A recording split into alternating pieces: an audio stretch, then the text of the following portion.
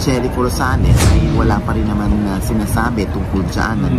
Even si Kim Jones, wala pa rin nililinaw. Naging usap-usapan kamakailan ang blind item ng talent manager na si OG Diaz, patungkol sa mag-asawang inakala niya ay maayos ang pagsasama, ngunit ay matagal na palang hiwalay.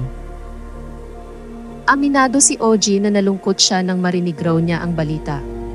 Isa raw itong napakagwapong aktor na kinasal sa napakagandang babae. Nakita pa raw nila itong magkasamang dumalo sa isang event at inakala nilang ini-enjoy pa nila ang bawat isa sapagkat wala pang anak ang mag-asawa. Ngunit nanatili palang magkaibigan ang dalawa habang prinoproseso ang annulment. Kumpirmado raw ito, sabi ng source ni OG, at hindi ito ang unahang pagkakataon na lumabas ang balitang hiwalayan ng aktor sa kanyang misis, ngunit ay deadma lamang raw ito sa balita. Dagdag pa ng talent manager ay ibig palang sabihin ay totoo ang balita noon. Nagsimula ang annulment noon pang pandemya, 2 to 3 years ago pa. Hindi raw nila akalain ang nangyari sa mag-asawa dahil sa noong nakita raw nila sa event ay sweet pa sila sa isa't isa. Ilang netizens ang nagsabing tila sina Jericho Rosales at asawa niyang si Kim Jones ang tinutukoy ni OG sa kanyang blind item.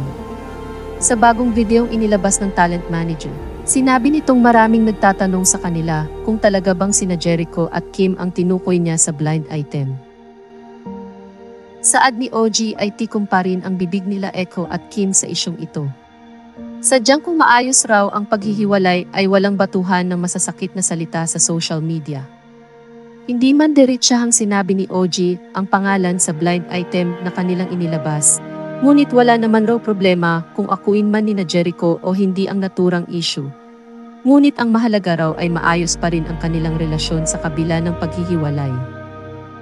Pahayag ni OG Diaz, tinatanong ako bakit maayos naman pala, bakit kailangan maghiwalay?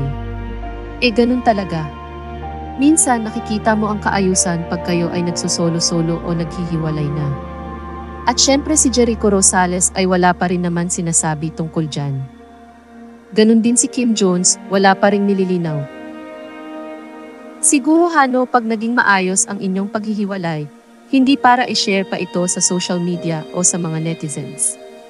Dahil unang-una pag nakikipagrelasyon naman ikaw, doon ka naman sa taong nakikipagrelasyon Hindi ka naman humihingi ng survey doon sa social media para isama o idawit ang mga netizens at i-involve sa buhay nila. Ang importante, nagtapos sa maayos ang kanilang relasyon.